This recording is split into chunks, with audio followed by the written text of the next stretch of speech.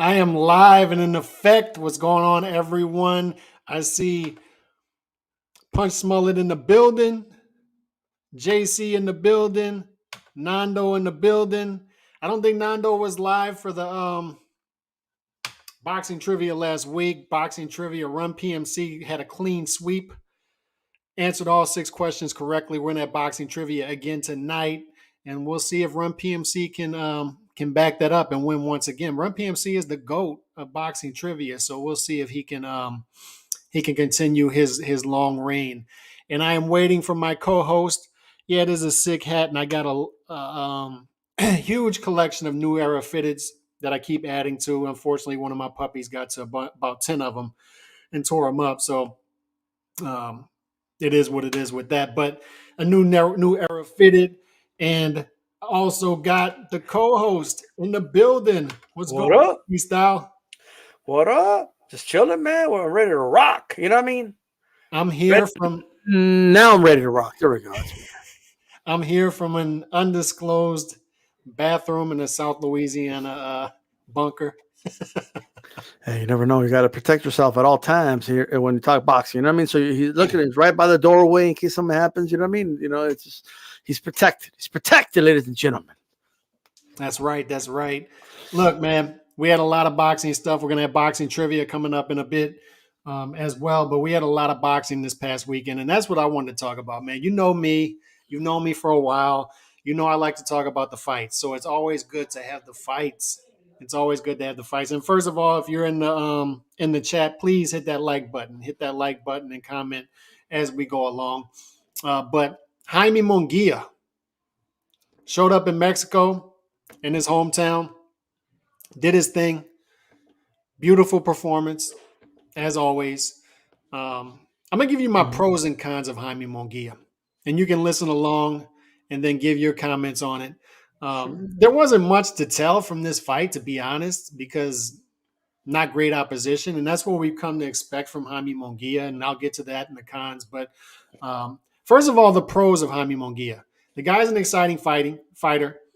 You can tell he's making strides at being a more technically sound fighter. Like he's tightening up his combinations. He's sharper. He's not as square when he's on the inside as a pressure fighter. And that's important because if your offense is your defense, which he is, he's a pressure fighter, you don't want to be square, right? So his offense is sharper and he's becoming a more well-rounded fighter altogether. So that's good to see. Also good to see is, I've said it over and over on this channel, is I don't want to see guys fighting average opposition, but if you are, stay active. Stay in front of guys, stay in front of faces, market yourself, and knock guys out and get people highlight real KOs. And that's what Jaime Munguia has been doing. He's fought 20 times the past 5 years. 20.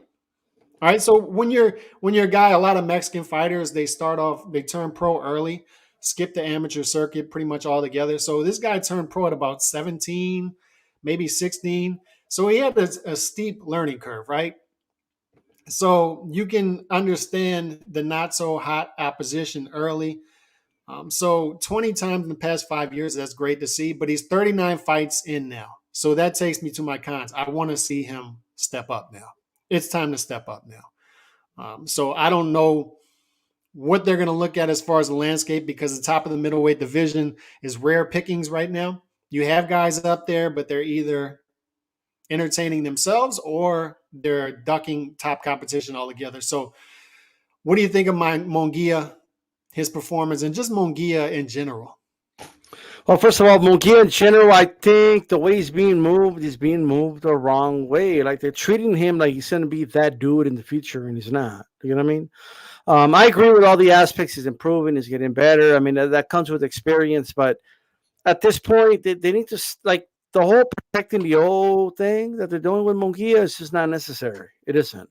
No one's going to care. No one's going to ever, I promise you, no one's going to say, I took an L. I'm never going to watch Munguia ever again. Like, nobody's ever going to say that. No. Okay? Munguia is an action fighter. That's what he is. This is how you sell him. Hey, you want to get your money's worth? You want an action-packed fight? Come watch Jaime Munguia. You know what I mean? Like, that's what you want. a guy who's dangerous enough to have a shot against anybody, but vulnerable enough to lose against anybody, right? Those are the best fighters to watch. Jaime Munguia, okay, is an action fighter. Promote him the way you promoted Mickey Ward, the way you promoted Arturo Gatti, the way you promoted plenty of guys in the past, man. Okay, just promote him that way. He's an action fighter. He's gonna come to fight. Come get your money's worth. That is Jaime Munguia. That's how he's going to get paid. That's how he's going to make money. That's how he's going to put food on the table for his family. That's what he's going to be known as. He's going to retire with multiple losses. There's no doubt, and that's okay. Like, so I have no idea why they're baby stepping him and trying to, calculate how to step him up as if like it's really important that he stays undefeated. I just don't think it matters. In fact, mark my words, when he finally takes an L, they're going to start moving him differently. He's going to put on some upsets, and he's going to become a bigger star. So wait a second. And I agree with you that he is an action fighter. No matter how many losses, I'm still tuning in. And the same with his fan base. And that's a beautiful thing. 4, 5, 6 losses doesn't matter. Beautiful. He's got that Arturo Gatti aspect, Mickey Ward, all the guys we talk about who are action fighters, Antonio Margarito. It doesn't matter. They're going to entertain. Bobby Chacon, yeah. Yeah, so how it doesn't matter how many losses they get. Keep lining them up, and we'll continue to fight. But you seem to think his ceiling is lower than what I think. I watch this guy fight now, and I see a guy who could possibly crack the top 3 in the middleweight division. Like, you don't see him beating. You don't see this is a weak.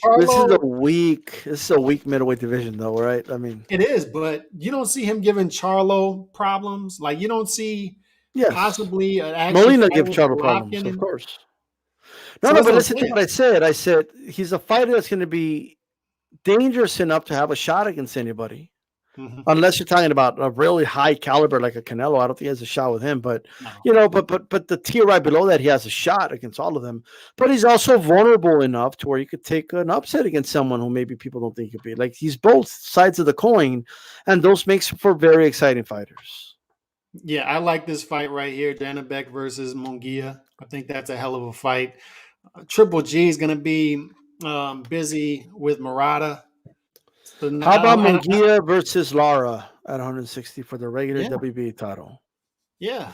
And before anybody says, "Oh, Lara," like before you say that, go watch Lara Angulo. That was an exciting fight, and I think it's going to be that type of fight. You can get creative with Munguia as long as he can make middleweight comfortably. Like, he didn't look like he made it comfortably. Maybe he was sick or something. I don't know what was going on, but he didn't look great after the weigh-in. But as long as he can, and he's marketable, there are fights that you can get creative with him. I just think that I look at the middleweight division. I think he can beat anybody there right now. It looks like Boo Boo stepping up to 168. It doesn't look like Charlo is interested in fighting any top fighter not named Canelo. That's the thing. It's slim pickings there. So I just hope they can get him in there with that guy, because it's time. It's time. Like you said, we're almost 40 fights in, 25 years old. It's time. We have to be consistent. If we're criticizing Tank, we got to criticize Munguia. However, the one difference I would say is Munguia is active. He's 20 fights in 5 years. He's active. So that's good to see. So I like Munguia. I like this performance. Speaking of, let's stay on that card real quick. Zepeda, what'd you make of that performance? Because I love Zepeda. Love him. Another guy I want to see him step up. But that was an awkward opponent he fought. They're just fights that are good learning experiences for fighters. They need to have those experiences. Mm-hmm. But unfortunately, we have to go through it as fans, right? But you need those ugly fights. You need that experience. Because throughout your career, you're going to be facing guys that are crafty, that are, going to use little tricks, and you got to be ready and prepared for those things. You know what I mean? Like Top Rank, for example, did a good job, bringing up Miguel Cotto. So when the time came, when he fought an opponent like Mosey, he was trying to hold him, and he kind of knew what to do against the clinch, for example, right? And the more experience he gets against guys like this, right, the less likely it's going to become that someone makes it ugly on him. Mm-hmm. So it wasn't the best fight in the world, but I'm not blaming Zepeda for it. I'm not either, but I think there are things he needs to learn. One is you need to stop hitting fighters when they're down, because that was more egregious than when I saw Roy Jones get DQ'd for. So that could have been called. I'm glad. I'd like to see them use some common sense, which they did here. I like to see that, because he was going to win the fight. He was dominating. I don't think you should be DQ'd for one punch when the guy is down. The guy would have been out regardless, but you can't do that. You can't do that. And I did see some things like he just looked sloppy in there, but somebody brought this up. I forget who it is. I wish I could give him credit on Twitter. It's like I have a basketball background. I still play basketball to this day. It's almost more difficult to play basketball against guys who don't know how to play basketball and are terrible at it, because they're just hacking you, and there's only so many fouls the referee can call. Every time you go to the goal, they're destroying you. And it's just tough to play against guys like that. And I think that's sort of what Zepeda dealt with on Saturday night. He was in there with a guy who just didn't know how to box, right? He was just in there, didn't know how to box, was trying to yuck up the fight. And I think it was pretty much impossible for Zepeda to look good. So I sort of give him a pass for that fight, but it was frustrating to watch. And I hope it's a learning experience. He needs that experience at the end of the day. Yeah. Yeah, there's no doubt about that. I want to talk about he's gonna fight guys that are gonna be just as awkward but better. Right? So he needs to be ready for that. Yeah. And this was the second time he hit a guy when he was down, which is some things he needs to clean up, and that's one of them. Boxing Station says Khan should have drank Crawford sweat. And I want to stay on that real quick, because Khan versus Brook, we're going to touch on that fight in a minute. Great performance by Brook. But Terence Crawford was out there. He was out there all week, and they were showing him mad love in the UK. I mean, he was getting incredible love from the UK fans, and he came back and he said UK fans are the best fans in the world. And I've said that for a while. I mean, you got UK fans, you got Mexican fans, and it was good to see two cards this past weekend, one in the UK, one in Mexico, and you can see how great those fan bases are and how they show up for their fighters. No matter who they're fighting, they show up for their fighters. Would you like to see, do you think we should see more U.S. fighters go overseas and fight in these fights, even if it's not against UK fighters? Or maybe you just find a UK bum to fight, a Euro bum, and just fight out there, because I think Terence Crawford, fighters like that have a market out there and may enjoy some fanfare that they're not so much enjoying in America. Do you think but if he goes to Omaha, right, hike. But if he goes to Omaha, well, Peyton Manning, for those that didn't get it, okay. But for those that like, he sold out Omaha like an arena over there. But here's the thing: they showed him love, and they were like, well, what's up with? He's showing no love to Omaha, right? But here's the thing: fighters aren't going to go to Omaha. Fighters aren't going to go to Omaha and fight Terence Crawford. I mean, unless it's a guy who's looking for a payday. So maybe somebody stuff in Omaha. They got like moose and shit, right? They got some stuff over there. So what about Josh Taylor wins this weekend? Why not Terence Crawford go out there? Oh, dude, he went out there and fought Ricky Burns, didn't he? And won a strap out there. Why not do it again and get that love? Like Spence did with Brook, yeah. A prime Kell Brook, by the way. But no, look. You know what it is, and I think a lot of the UK fans are so used to what they got that it's kind of like, when you were a kid and your best friend was over, or one of your friends, and it was time to eat, and your mom would be like, you could stay, you could eat too, right? And you're used to your mom's cooking, but like your friend thinks it's like the best food they've ever tasted in their life. And you're like, what? What's the big deal? Like what? Like, oh, this mashed potato is the best I ever had. Like, what do you mean? It's mashed potato. Like, but because you don't realize how good your mom's cooking is because you're used to it, right? Like that's a UK fan base. And I think Crawford showed up and he got the mashed potatoes and it was, this shit's, Khan, these guys are, this is the shit right here. You know what I mean? You got it right here. Like I think that's what it is. They are a passionate, loud fan base. Period. Okay, like that's just what they are. Like they show up to watch them shadow box, bro. I wonder if there's gonna come a They time be when shadow boxing, right? Like shoe shining. Shoe shine after the show, by the way. The shoe shining, and they're like, ole, ole, or whatever the fuck they're singing. And they're clapping, and they're having beers, and they're singing along, and they got scarves on in the summer. I don't know what the fuck's going on, but they're singing, and they're hollering, and there's only one. They're just shadow boxing in the ring, bro. Like McKellar Mayer went out there. They were like, there's only one Mickey Mayer. Like, what's what the fuck? Like, really? Like, Curse Shields got love over there. I wonder if there's gonna come a time, D-style, when there's a flip. Like everybody comes to America for the big fights. I wonder if boxing is so huge out there now. I wonder if there's gonna come a time when American fighters have to go over there for the big fights. Right? Like the Vegas fights, are they going to end up in London now? Are they going to end up at Wembley in the UK? Yeah, and but soccer it's been big stadium? for a while, though. Like that fan base has been passionate since the Ricky Hatton days, since before that with Bruno, and it's never flipped. Yeah, but I feel like they're producing better fighters now, though. Right? There's Like, only one. consistently. They're consistently. So I know what you're saying. So before it was there's only one, but now it's like there's a lot of us. They're consistently producing better fighters now, and it's not just in the UK or Scotland. I mean, not just. It's like Europe, the NBA thing, right? It's kind of like the Dream Team right. when they played the world. The world just wasn't that good. So it's kind of like was the Dream Team really that much better than today's USA teams, or is the world getting better? Right. You're about to have two super fights in Japan. Murata and GGG, and then you're going to have Donaire Inoue. But can I stop you there? Mm-hmm. There's always been big fights in Japan. Okay. But they were in the lower weight classes. They were considered big fights over there. We just didn't really feature them that much in the US. Mm-hmm. Like think about it. Like, dude, Naseem Hamed is a reason they started showing the little guys on HBO. Right.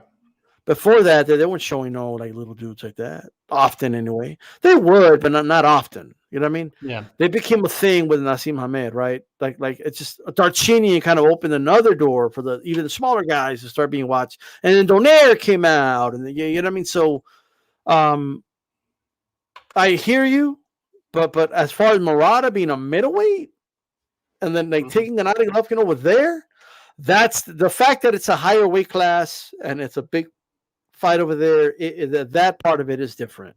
It looks like the rest of the world's athletes are like getting bigger. They're competing more. They're learning. They're seeing what works, what doesn't work. They're fixing their mistakes. They're getting high level coaching from the Olympic level. Like the Ukraine hired like Cuban coaches. Yeah, you know what I mean, and just turn that whole program around. Like you know what I mean. So yeah, the world is catching up. And so there is a quote unquote flip, if you want to call it that, right? That is happening. I'm just not. I guess the word flip is kind of like. I kind of feel it's too much like Max Kellerman's cliff. Like you know what I mean? Like I think it's like a slower process. You know what I mean? Mm-hmm. I agree, and I don't know. I don't think they've given up on Inoue, but I'll tell you what, as far as this question goes, but I'll tell you what, Top Rank has been slipping as far as promoting Inoue. I could tell you that. They don't know what to do with Inoue. Yeah, but I'll tell you what, the fight does make sense in Japan, Inoue versus Donaire. It may be a one-off out there, but I think he comes back to America after that if he does win that fight. But that fight does belong in Japan. Here's the issue with Inoue. I feel like a lot of things just happened. Like when they signed him, the pandemic happened, and then they decided to go with certain fights that make sense, like Teofimo Lomachenko, the Crawford Brook fight, like they Ramirez Taylor, like they have to be very selective with which fights Valdez Burchell, like which ones to put right on TV and which ones to put on the plus. And the truth is, they haven't really put Inoue in there with anybody that would justify ESPN, but they should do it anyway. They're putting Burchell against one of Yeah, no. Shakur's leftovers on ESPN. So main event.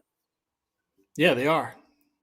Yeah. So I I want to guess see more. The Maloney fight could have been ESPN. It could have.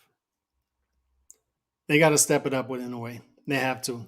But speaking of Brook versus Khan, I was expecting an exciting fight. Instead, what I got was a great performance by Brook. Now you can say Khan was more washed than we thought, and maybe it's fool's gold with Brook. Maybe he's well past his prime. He just looked great against Khan. But I just thought that Brook looked like Brook, what we've come accustomed to with Brook, a very physical, strong welterweight, always has been. A guy who can walk guys down, get them fighting off their back foot, walk through punches.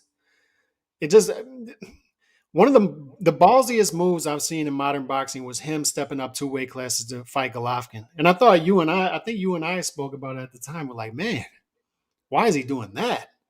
Who is his management? And he did it. I fully expected them to pull out of the fight before, but they did it. And he was never really the same after. Had eye issues, but then he fought Spence right after. Got stopped in that fight. Terrence Crawford caught him with a good shot. But the 3 losses were against 3 great fighters, 3 pound for pound fighters In their prime, yeah. in their prime. And it's sort of like back to back to back. With Khan, we knew the chin back in 2008 started to falter, but you and I talked about it last week. What was going to go first? Was it going to be Khan's chin or Brook's eyes?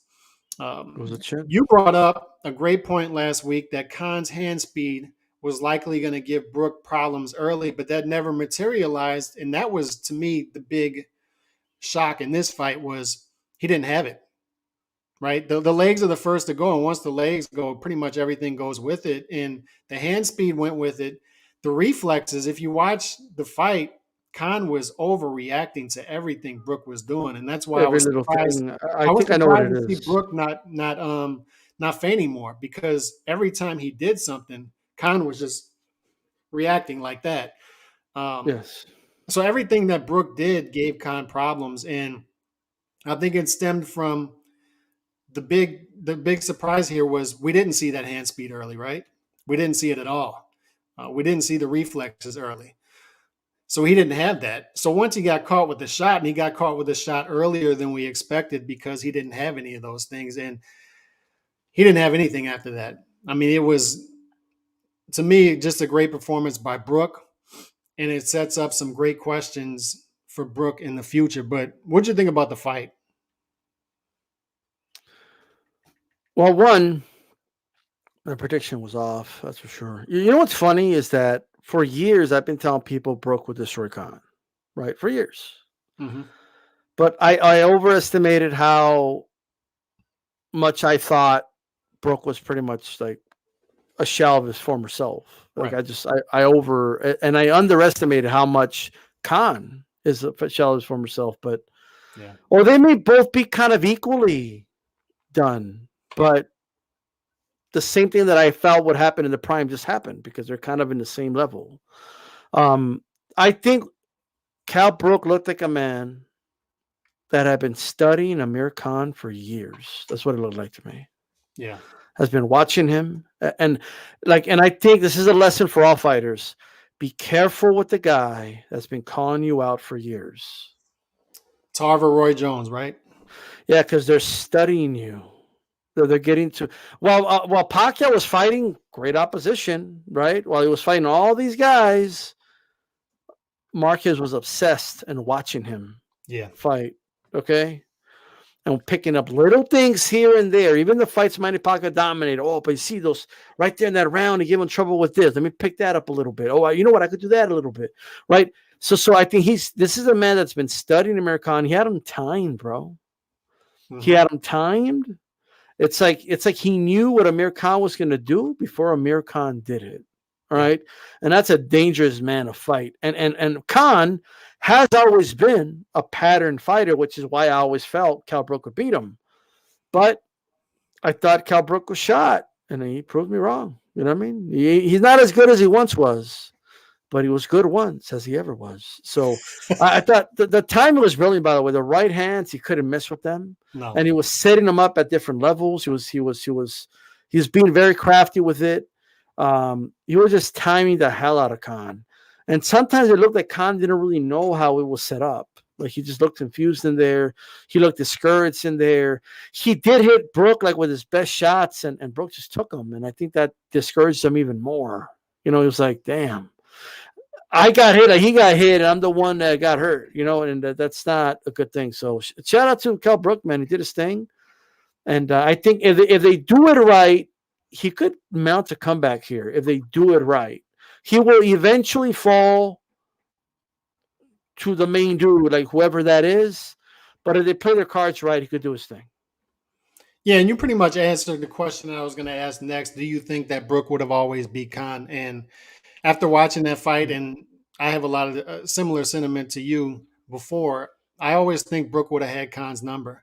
But like you said, and I've always thought this as well, it's the Tarver Roy Jones thing. There are certain guys who they idolize you coming up, and they sort of grow up in your shadow. It's the big brother, little brother thing. And they'll always have that advantage over you is they want it more. This means more to them than it means to you. You're always like they're a pest to you. You're like pushing them down, like that guy, no, that guy. But they're idolizing you from the shadow. And at the same time that they're idolizing you, they're really jealous. I mean, there's some jealousy there, some real hatred deep down, and they want to get you. They want to. It means more to them than it means to you, and that's dangerous. It's a dangerous guy to go against. And I always felt like Brook would have had Khan's number, regardless, stylistically, and with that advantage as well that I was just talking about, the mental advantage. Right. I always think Brook would have beat Khan. That's just where I come out with it. Now, as far as the rematch clause, I don't think Khan's going to exercise it. But I do think Brook is going to continue to fight. I think Brook looked too good to ride off into the sunset. Now, he could ride off into the sunset with the greatest win of his career and that feather in his cap, but I think he's going to parlay this into another big fight out there. I think it's possibly Conor Benn. I'll just leave it with this. Khan looked like he went through a meat grinder, bro. Like that was just 6 rounds. Like Kell Brook didn't have one. Like Kell Brook could fight next week. Like he looked like I don't really think he took that much punishment. This was a one-sided beatdown, and he beat the spirit out of Khan. I was joking before this fight, like, dude, Khan talks like a dude that's never been knocked out. Like, I mean, he talks like he had like this arrogance about him, and I think he had like this mojo with him when it came to Brook. And I remember when they had that face off, and Khan kind of like people were saying he sunned him. Yeah. You know what I mean? Like, oh yeah, you had a good career. And then Kell Brook looked like he looked kind of disappointed.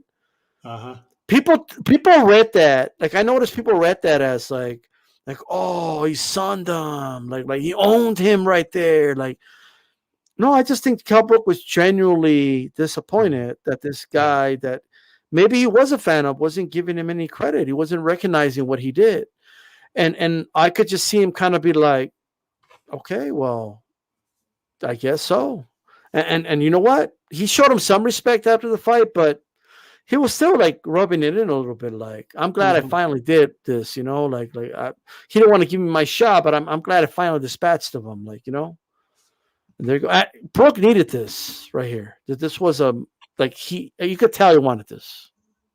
Yeah, you could tell he wanted it, and he got it, and it's a big fight, big win, and I think he's going to parlay it into another big fight, at least one more big fight. And I think Conor Benn is the fight that makes perfect sense. And I think after watching it, I think it's as long as Kell Brook can make 147, big if, comfortably and rehydrate, that's a good fight. I mean, that's a fight you go in and you're like, I don't know how that goes. I like Conor Benn, but at the same time, I'm like, what welterweight out there? I mean, you had Errol Spence and Terrence Crawford, but those are 2 special welterweights. He beat up Sean Porter. I mean, when he fought him. Yeah. Great performance. He's always been a tough physical welterweight. And as long as he out-muscled Sean Porter, like in the clinch. Yeah. And he kept him on his back foot. So Kell Brook's got something left to give, man. He just does, and I don't think, like I said, I don't think this is the first fight, actually second fight, because I think Terrence Crawford did it too. Khan has, we can talk about his chin, but what we can't question is his heart. The guy's got balls. He's fought the who's who. And even though he's lost several fights by knockout, he's been knocked out. Like he never gave in, except for like I saw give in him with the Terrence Crawford fight. This is the most I've seen him give, right? Like once we got to like the fourth, fifth round, you can just tell like he's trying, but his body's starting to give and his will is starting to give. And that's what happened. He didn't complain at all when he was stopped. When his So body says stop, the spirit cries never, like that. you gotta give credit to Kell Brook, and I think he's got something. He's got one more fight at least left to give, man. I think so. How would you see that fight playing out? By the way, Kell Brook, Conor Ben. Well, it's not going to happen at 147. Like Kell Brook contracted the fight with Khan because he couldn't make 147 no more, right? 149. Like, and then, which also, like, I hate to do this, but how much credit should we give Crawford because he made him drop to 147, right? So like, how much like did that contribute to the knockout? In other words, right? But with that said, nonetheless, right now, I honestly do feel it's a 50-50 fight. I'm not sure. Like there's a presumption of, well, the younger guy is going to take it, right? But that's not always the case. Like sometimes the veteran like wins, right? Like I'm not sure if Conor Ben beats him, bro. Like I'm not, but if he makes him go to 147, he's going to beat him. Like, I love that fight. If they can agree to fight at 150 or just fight at 154, then we could do it. You know what I mean? By the way, if this fight was at 154, he would have smoked Khan in like 4 rounds. Yeah. Plus, they didn't wear his gloves. Did you hear about that too? Yeah, no. So that's the first time I've ever seen that. Even Andre Ward's like, I've never seen this. I mean, it's been not since the old days. Somebody's put on gloves in the ring. Wow. Crazy. And he said, did you see him say they were knocking on his hotel door at 3, 4 in the morning, trying to keep him awake? That is crazy. You know what I mean? That is crazy. That's like, I don't know, like sidebar. Speaking of power punchers, Zuma Nelson, did you know that when he was going to fight Gomez in Puerto Rico, okay, they were sending him like Puerto Rican women like to his hotel, like who's there? Oh, we're here for Zuma Nelson. Like they just slam the door on him. I ain't gonna let these. I don't know what the fuck they're gonna put in my drink or keep me up all night and shit. Like I gotta fight Gomez tomorrow.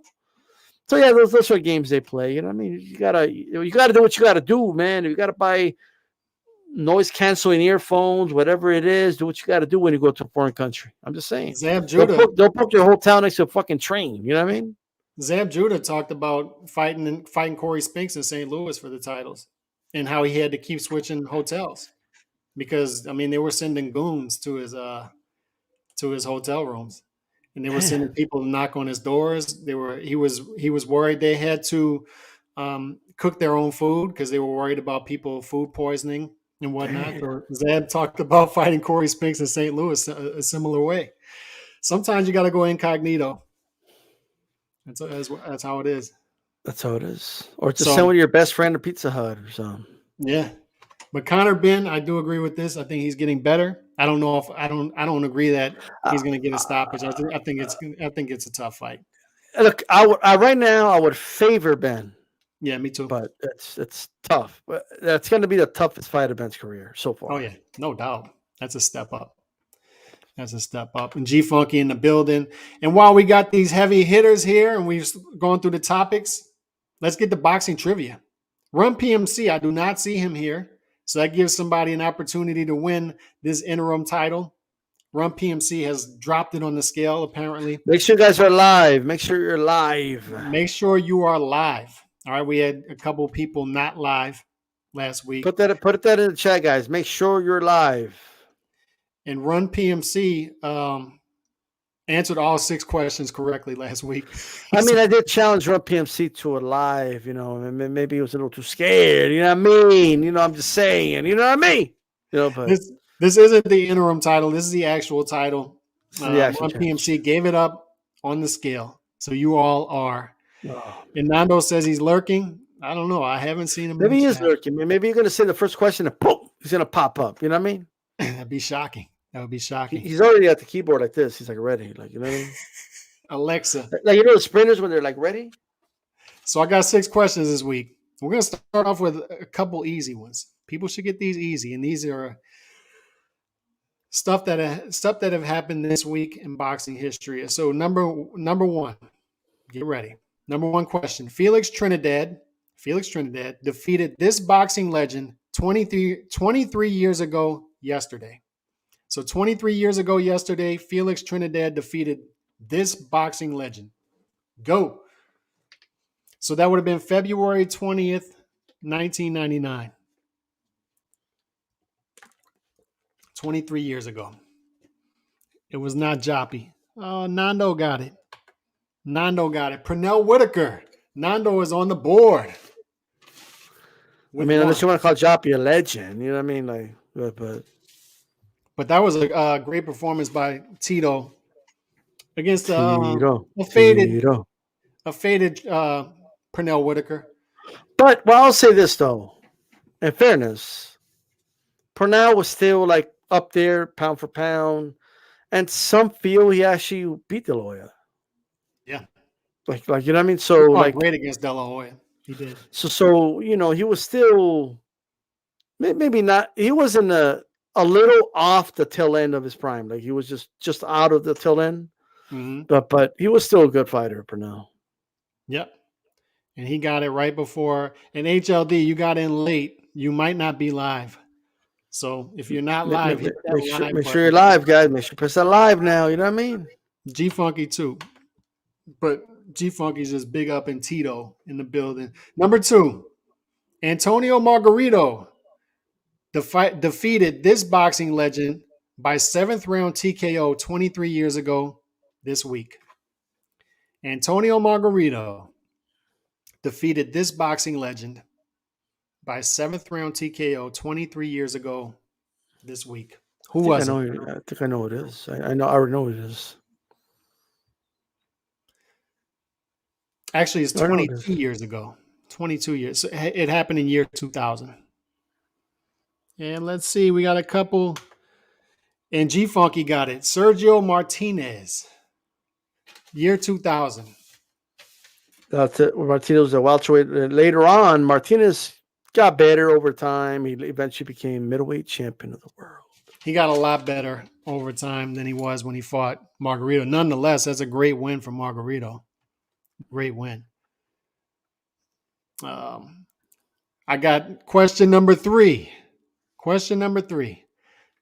Yeah, make sure you guys get live because HLD saying he's 27 seconds behind. Make sure y'all get live. Gotta get it, guys. All right, number 3. 7 years ago today. This is 7 years ago. It happened in 2015. Gennady Golovkin defeated Martin Murray to retain the WBA middleweight title. What round did Golovkin stop Murray in? What round did it happen in? Go. Which round did Gennady Golovkin stop Martin Murray in? I don't see it. Don't see it yet. There it is. Goat Mario P got it. Round 11. He got it right before G Funky. Hold on. Let's do a replay, ladies and gentlemen. Let's do a replay here. You want to get that replay? And Mario, he was first. He beat out G Funky. Goat Mario P got it right before G Funky and HLD. He got it with that Crawford, kind of. Hey, he's throwing the red flag. You want to give him the replay? I checked it. I checked it. I checked it. We could do it. We'll show it so there's no controversy. You know what I mean? And people want to boycott the show. He's going to complain about being the black sheep. So that's right there. There it is. Boom. Yep. Mario Fight P beat before. him out. He caught him the way Crawford caught Brook. You know what I mean? Yeah. All right. So let me get that down. All right. So we got Nando 1, G Funky 1, Goat Mario P 1. All right. We're going into question number And 4. Kelly already saying that it's rigged. Like, you know what I mean? It is what it is. All right. Number 4. And this is this fighter. So I'm going to name off facts about a fighter without naming the fighter. I'm going to go fact by fact by fact, just records and whatnot. And then you guys, whoever guesses this fighter first, gets it. All right. So I'm Say it. going to Make sure start you're off with the live. fighter's record and make sure you are live. The fighter's record that I'm speaking of is 44-10. He was 44-10. 4 of his 10 losses came by KO. He began his career in 1996 and finished his career in 2019. This fighter's last big win came against an undefeated Lucas Matisse in 2010. This fighter lost to Paulie Malignaggi. He also lost to Danny Garcia. He also lost to Amir Khan. He lost to Josh Clottey. He lost to Miguel Cotto. Go All got it. right. The GOAT got it. The GOAT Mario P got it. Zab Judah. So the GOAT Mario P now has 2. He now has 2. Yep. Zab Judah from Brooklyn. And he lost to Paulie Malignaggi in the Battle of Brooklyn. Remember that? The Battle of Brooklyn? Yeah. And Well, Paulie I'll beat say him. this, though. Like, that's an example of a fight. Like, Malignaggi Judah is what I thought Khan Brook was going to be. Right. Like the guy that would have won their whole career ended up losing because he was just a shot fighter. Like, not too long after that, like some nobody like knocked Zab out and Zab was in the hospital. You know what I mean? Like, it tells you everything you need to know. Yeah. He was shot. Yeah. He was shot. One of my favorite fighters, by the way, Zab Judah. You are always going to get something fun with Zab. All right. So question number 5, and we got Go Mario Cotto hit him P2. low. Cotto hit him low. I'm just saying. Yeah. Yeah. No doubt about it. G Funky got 1. Nando's got 1. All I think right. he's got 2. What's that? She fucking has 2. G Funky's got 1. Didn't he just? Oh, my bad. My bad. Yeah, he threw the red flag on 1. He threw the red flag on 1. Oh, you're All right. right. You're right. You're right. My bad. We My got bad. another My this bad. fighter. And we were speaking of UK fighters earlier. This fighter was 28-4 with 26 KOs. 3 of his 4 losses came by KO. So he has 3 KO losses. He is from the UK. He fought at cruiserweight and heavyweight. He defeated Derek Chisora. He fought from 2002 to 2018. So he retired in 2018. Hasn't fought since. He defeated Enzo Maccarinelli. There you go. Boxing historian got it. David Hay. So boxing historian got said, 1. Hey, yeah. Nando's got 1. G Funky's got 1. And the Go David Hay. They're all still in What's going on? And you can make a song about David Hay, like David Hay, what's going on? That's what I was saying when he was losing to Tony Bellew, you know. All right. I got 1 of yours. I got a special here. And Nando's not going to be happy about this because Nando does not like these questions. This is the 7 degrees of Kevin Bacon type of thing where you connect the fighters from this fighter to this fighter by you explain it better than me, so explain it. You connect who are the 2 fighters? Well, okay, let me give you guys an example. If you want to connect Pacquiao to, let's say, Danny Garcia, right? So Pacquiao fought Morales. Morales fought Danny Garcia. You're done, right? Mm-hmm. So you connect them with fights. Like this guy fought this guy, then this guy fought this guy. Professional fights, not exhibitions, not amateur fights, not they got in a fight in the parking lot. Like no, it's just professional fights. Yeah. And some are longer than others. Like if you want to connect Pacquiao to Bernard Hopkins, Pacquiao fought De La Hoya, who fought Bernard Hopkins. Something like that. All right. So I'm going to give you one a little more difficult than that. All right.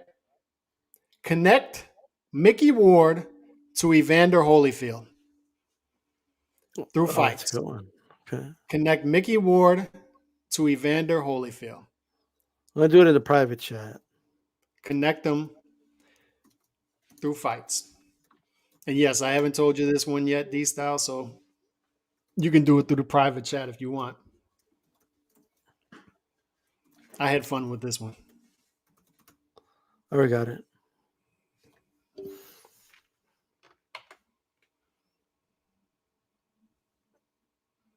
Yep. You got it.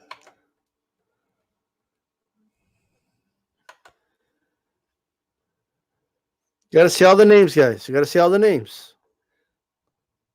You gotta have all the names on the screen. All of them. All right, wait. Mickey Ward and then end with Holyfield.